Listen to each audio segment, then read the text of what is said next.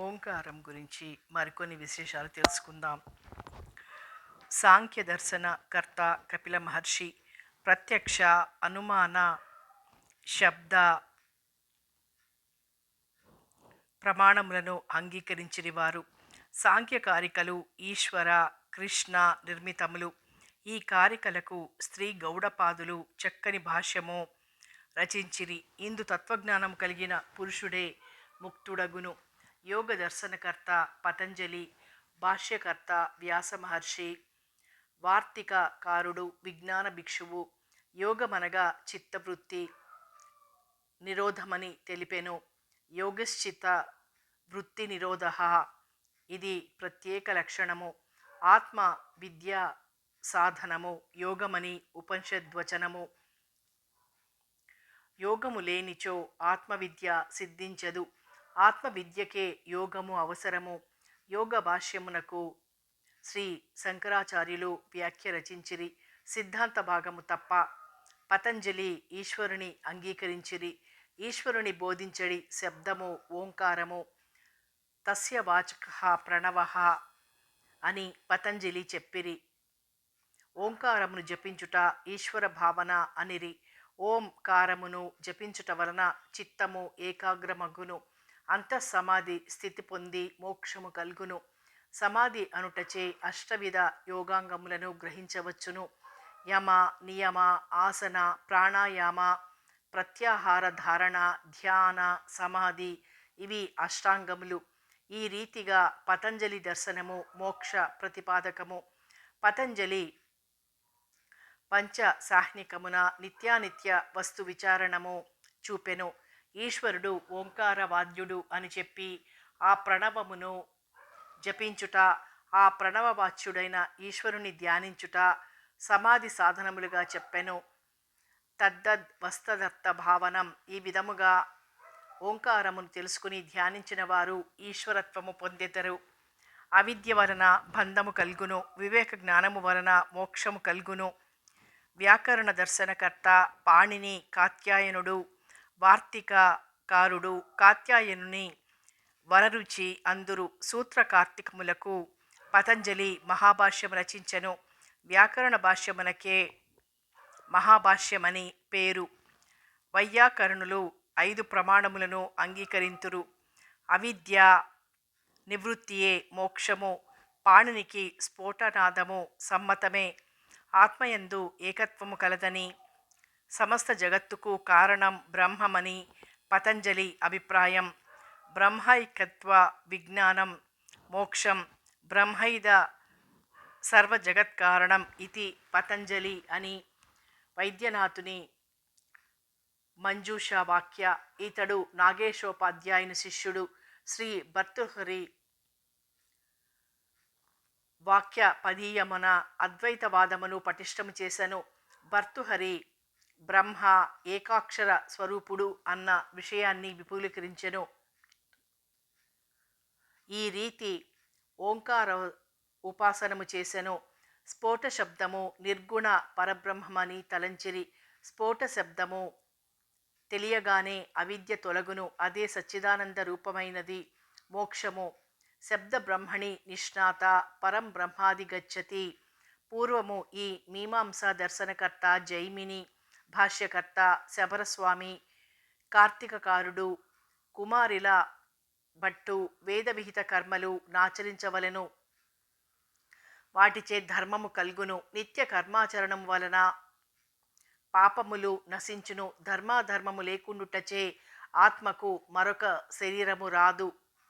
అదే మోక్షము.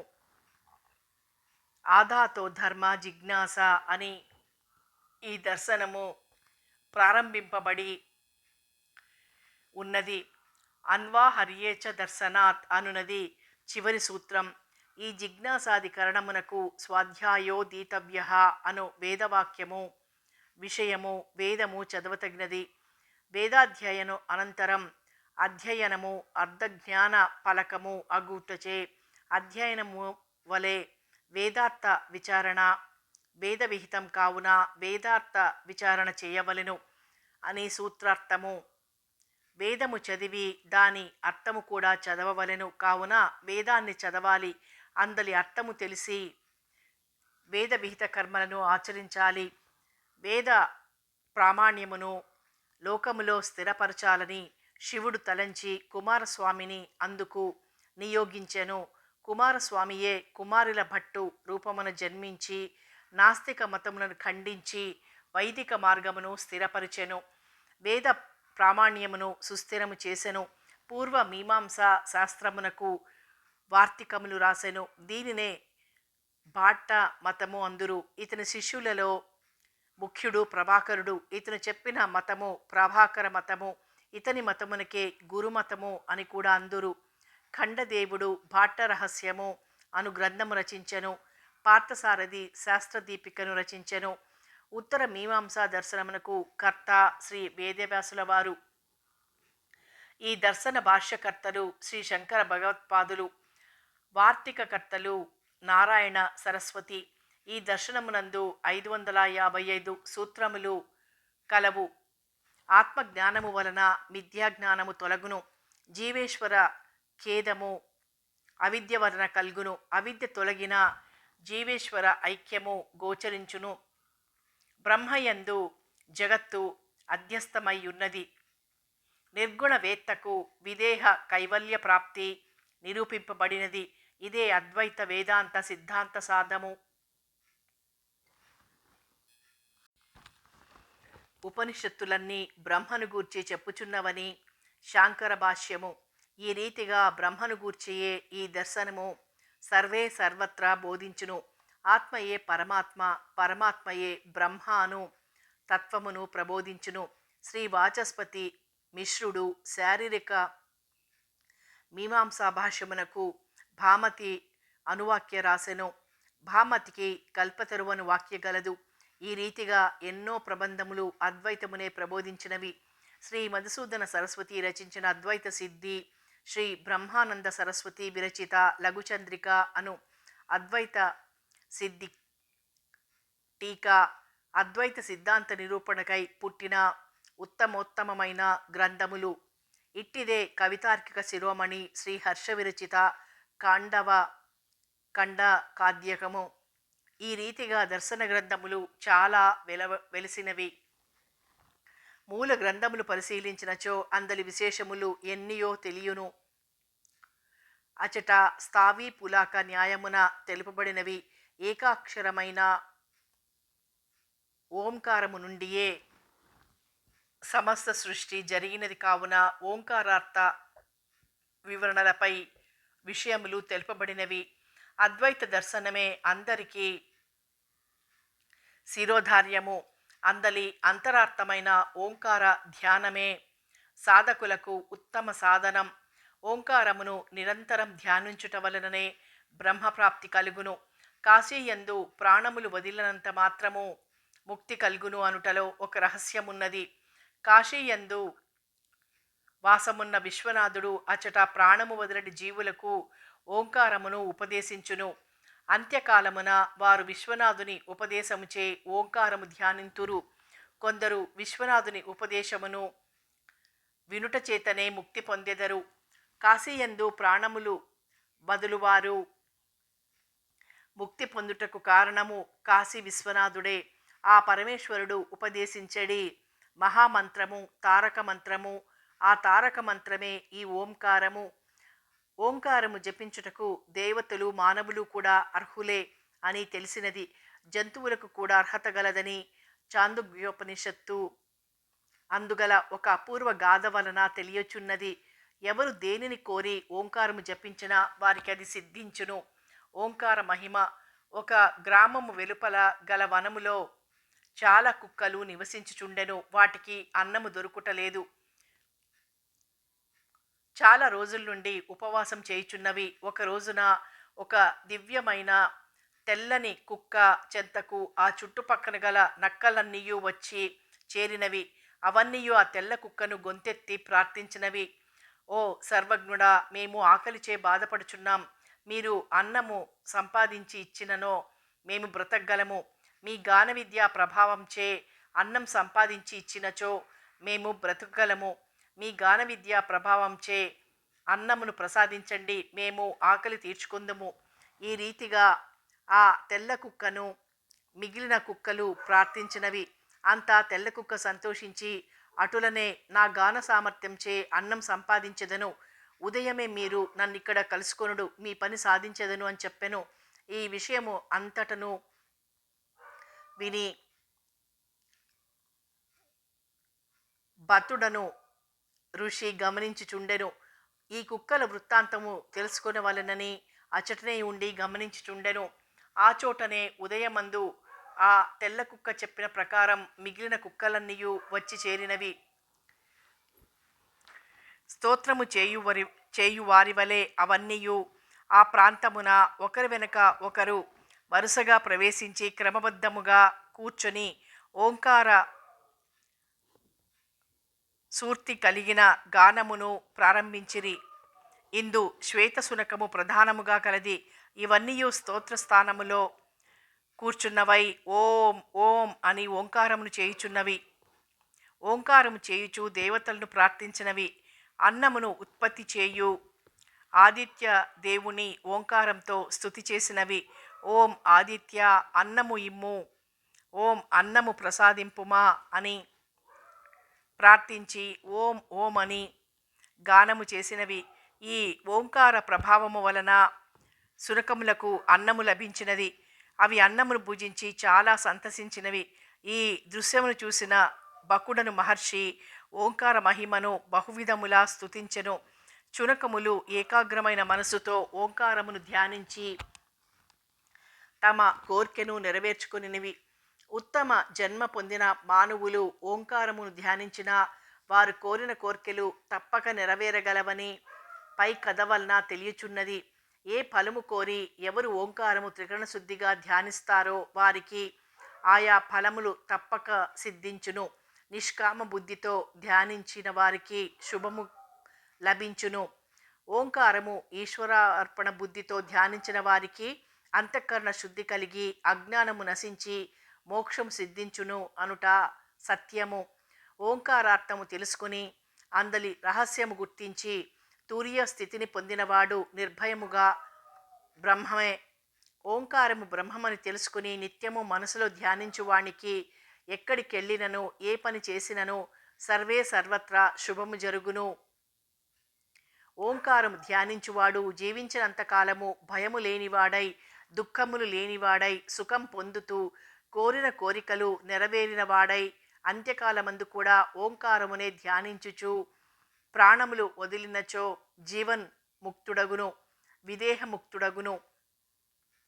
అదే శాశ్వత బ్రహ్మానంద స్థితి, అదే మోక్షము, అదే ఓం. ఓంకారమును ఏకాక్షర ధ్యానం వల్లనే విష్ణువు విష్ణుత్వముందును, బ్రహ్మ బ్రహ్మత్వమును పొందెను, శివుడు శివత్వమును పొందెను. ఓంకారమును ధ్యానించి దాని ప్రభావం వలననే బ్రహ్మ సృష్టి శక్తిని, విష్ణువు పాలన శక్తిని, శివుడు లయమురించు శక్తిని పొందిరి.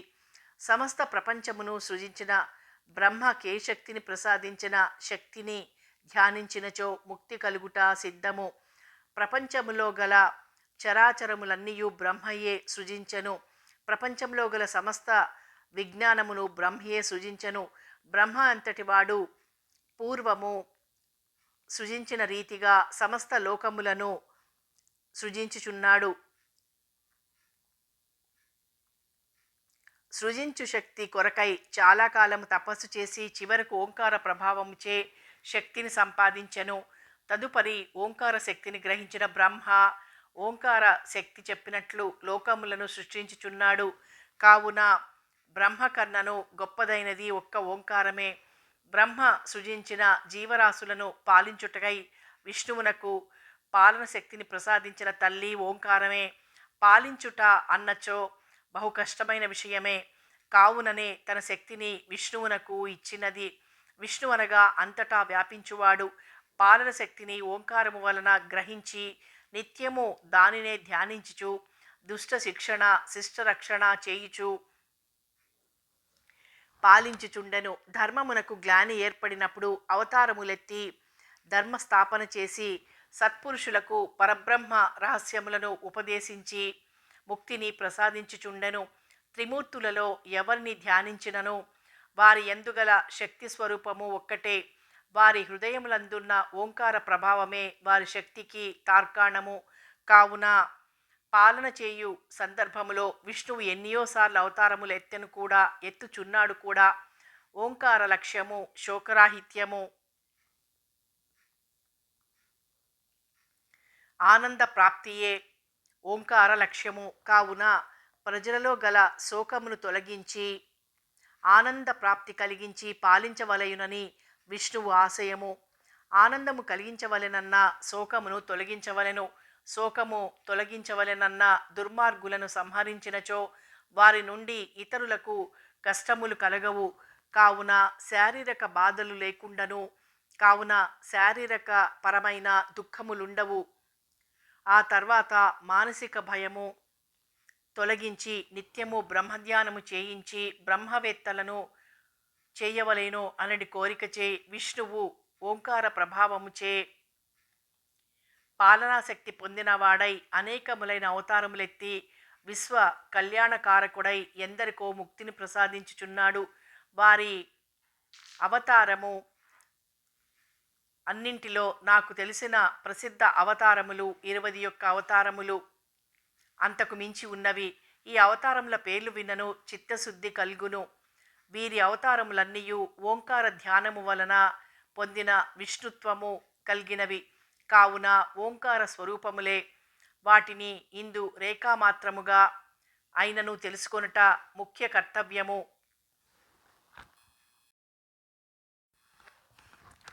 విష్ణువు బ్రహ్మ మానసము నుండి సనత్కుమారుడై జన్మించెను. వారు బ్రహ్మచర్య వ్రతమును గైకొని ఎందరికో మహానుభావులకు ఆత్మతత్వము బోధించిరి. శిష్యులు కూడా బ్రహ్మవేత్తలై ఎందరికో ఆత్మతత్వము బోధించి ముక్తి కలిగించిరి. ఇది సనత్కుమార అవతారము.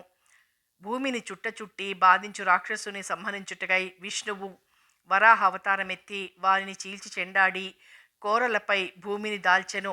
ఈ రీతిగా భూదేవికి సంతసము కలిగించెను. ఇది వరాహావతారం. సామవేదము సంగీత ప్రధానమగు వేదము. దీనినే సామగానము అందురు. ఇందు అంతటను ఓంకారార్థమై వినబడుచుండును. ఓం నందలి ప్లుతము ఎంత మాధుర్యమైనది. ఇందు అకార ఉకార మకారములే వినబడుచుండును. పలు పర్యాయములు ఆ ఊలు వినబడును. సామవేదం వింటుంటే మేను మరచిపోతాం. ఇది అంతటి గొప్పదనమున్నదని నిత్యము గానము చేసి మహర్షులను సహితం మోహపరవశుల్ని చేయడానికై నారద మహర్షిగా ఓంకార ప్రభావం వలన విష్ణుడే అవతరించెను. వీరు ప్రతినిత్యము మహతి అనే వీణ తీసుకుని ఓంకారం జపిస్తూ ఓం నమ శివాయ, ఓం నమో నారాయణాయ అంటూ సరిగమ పదని అంటూ సప్తస్వరాలు వినిపిస్తుంటే అందు ఓంకారమనందలి తురీయావస్థ కనబడుతుంది. అది అనుభవిస్తేనే కానీ అందని ఆపాత మధుర ఆనందం. ఆపాత మధురాతి మధురమైన ఆ దివ్యామృతాన్ని అందించడానికై అవతరించిన ఆది విష్ణువు అవతారం నారదావతారం. విష్ణువు దుష్ట శిక్షణకై నరనారాయణులుగా అవతరించెను. వీరు బదరికాశ్రమంలో తపస్సు చేసిరి. ఈ తపస్సుకు భయపడి ఇంద్రుడు అప్సర స్త్రీలను వారి తపోభంగమునికై పంపెను. వచ్చిన వారిని చూసి వారికంటే అందము గల ఒక స్త్రీని తమ తొడను చీల్చి అందు సృజించి ఆమెకు ఊర్వశి అని పేరిడి వారికిచ్చి ఇంద్రునకు కానుకగా పంపెను. ఎందరికో జ్ఞానభిక్ష ప్రసాదించెను. ఇది నరనారాయణ అవతారము. విష్ణువు కర్దమునకు దేవహూతికి కుమారుడై జన్మించెను. ఇతడే కపిల మహర్షి. తత్వరహస్యము గల సాంఖ్యయోగమును రచించెను. దీనిని తల్లికి చెప్పి వారికి మోక్షమిప్పించిన యోగావతారము కపిలావతారము. విష్ణువు అత్రి మహామునికి అనసూయకు ప్రత్యక్షమై వారలకు దత్తుడై దత్తాత్రేయ నామముతో జన్మించెను. ఎందరికో బ్రహ్మ విద్యని ఉపదేశించెను. ఇది దత్తాత్రేయ అవతారం. ఓంకార స్వరూపుడైన విష్ణువు లోకమందలి దుఃఖములను పోగొట్టుటకై నుయాజ్ఞావతారము దాల్చెను. తదుపరి ఋషులకు బ్రహ్మ విద్య ఉపదేశించుటకై వృషభావతారము ధరించెను. తర్వాత పృథ్వీ అవతారము దాల్చి భూమిని సస్యశ్యామల మొనరించెను. సోమకుడనే రాక్షసుని చంపుటకై మత్స్యావతారము ధరించెను. అమృత సంపాదనకై సముద్రమును దేవరాక్షసులు మదించుట ప్రారంభించగా మందర పర్వతాన్ని మోయుటకై కూర్మావతారము ధరించి దేవకార్యము నెరవేర్చెను. ఆయుర్వేదము నిలిపిన అధినేతగా ధన్వంతరి అవతారమును ధరించెను. అమృతము పంచిపెట్టుటకై జగన్మోహిని అవతారము దాల్చెను. పరమ భక్తుడైన ప్రహ్లాదుని రక్షించుటకై దుష్టుడైన హిరణ్యకశపుని శిక్షించుటకై నృసింహ అవతారము ధరించెను. ఇంద్రునికి స్వర్గమునిచ్చుటకై దాన్ని ఆక్రమించిన బలిని పాతాళమునకు పంపుటకై వామనావతారం దాల్చెను. జమదగ్నికి రేణుకాదేవికి కుమారుడై పరశురాముడను పేరుతో ప్రఖ్యాతి చెంది కార్తవీర్యార్జుని సంహరించి చిరంజీవి అయిన అవతారము పరశురామావతారము. పరాశర మహర్షికి సత్యవతికి వ్యాసుడై అవతరించెను. వేద ధర్మాలను సర్వత్రా వ్యాపింపచెయ్యాలని ఓంకార తత్వాన్ని అందరికీ అందజేసి బ్రహ్మవేత్తలను చెయ్యాలనే సంకల్పంతో మిత్ర సంహితాలైన 18 పురాణాల్ని, 18 ఉపపురాణాల్ని, పంచమ వేదమైన భారతాన్ని, బ్రహ్మ సూత్రాది అనేక గ్రంథములను రచించినట్టి అవతారము వ్యాసావతారము. మత్స్య, మార్కండేయ, భాగవత, భవిష్యత్, బ్రహ్మ, బ్రహ్మాండ, బ్రహ్మవైవర్త, వామన, విష్ణు, వాయు, వరాహ, అగ్ని, నారద, పద్మ, లింగ, గరుడ, కూర్మ, స్కంద పురాణములు రచించెను. ఏకరాశిగా వినబడిన వేదమును విభాగించెను. కావుననే బాదరాయణుడు అని వేదవ్యాసుడని బిరుదు లభించెను. వరదార అపహరణము మహాదోషమను వేదవాక్యమును సార్థకము చేయుటకై దుర్మార్గుడైన రావణుని సంహరించుటకై రాముడై అవతరించి అతనినే కాక మరెందరో దుర్మార్గులైన రాక్షస వృషభాల్ని సంహరించి భూభారం తగ్గించి ధర్మమూర్తిగా వెలసిన పూర్ణావతారం రామావతారం. హలముచే భూతలాన్ని దున్ని మధురమూర్తిగా వెలసిన అవతారం బలరామావతారం. కంసుడు, బకుడు మొదలగు మహాక్రూరులను సంహరించి వేణుగానంచే గోపగోపికాదులకు ముక్తిని ప్రసాదించి గీతాగానంచే అర్జున ధృతరాష్ట్రాదులకు ఆత్మబోధ గావించిన మధురమైన మోహనమూర్తి పరిపూర్ణావతారం శ్రీ కృష్ణావతారం.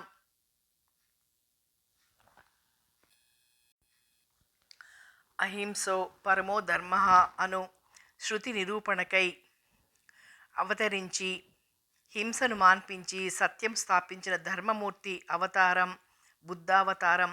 ఓంకార తత్వాన్ని ప్రబోధించాలని శ్రీ సాయిగా అవతరించారు. ప్రపంచమంతా పాపం నిండినప్పుడు, నాస్తికవాదం నాట్యం చేసేటప్పుడు, వేదాన్ని విస్మరించినప్పుడు, కలి ఘోర నృత్యం చేయు సమయములో శంబర గ్రామములో పుట్టే అవతారం కల్కి అవతారం.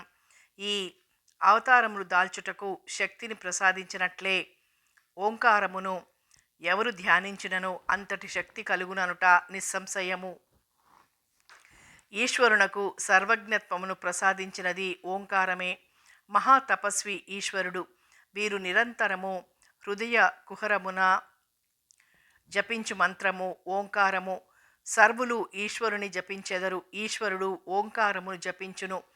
ఓంకార హృదయమును పూర్తిగా తెలిసినవాడు మహాదేవదేవుడొక్కడే. అదే ఆత్మతత్వము. దీనినే బ్రహ్మ విద్య అందురు. సర్వవ్యాపి ఒక్క ఓంకారమే. ఈ రహస్యమును సర్వులకు తెలియచేయాలనే కోరికతో చిరకాలము నుండి తపస్సు చేయుచున్న సనకాదులు పాణిని వినుచుండగా డక్క 14 సార్లు మ్రోగించెను. ఈ ధ్వనులను వారు విమర్శించిరి. అవే అక్షర సమమగు పేర పిలువబడుచున్న ఓంకారమందుగల మొదటి అక్షరము. ఆ అకారముతోనే ఈ మహేశ్వర సూత్రములు ప్రారంభమగును. ఆ ఈ ఊ మొదలగుగా గల 14 సూత్రములు వీటిని ఆధారముగా గైకొని పాణిని అష్టాధ్యాయి రచించెను. మహేశ్వర సూత్రములందలి తత్వమును తెలుపుటకై నందికేశ్వరుడు కాశిక రచించెను. దానికి ఉపమన్యుడు తత్వవిమర్శ రచించెను. కృతయుగములో దక్షిణామూర్తిగాను, త్రేతాయుగమున గురుదత్తునిగాను, ద్వాపరమందు వ్యాసునిగాను, కలికాలమందు శ్రీ శంకర భగవత్పాదులుగాను అవతరించి ఎన్నో విధాలుగా ఈ భూమిని ఉద్ధరించిరి. సమాప్తం. ఓంకారం గురించి పూర్తిగా తెలుసుకున్నాం కదా. మరో మంచి అంశంతో మళ్ళీ కలుసుకుందాం. అంతవరకు సెలవు.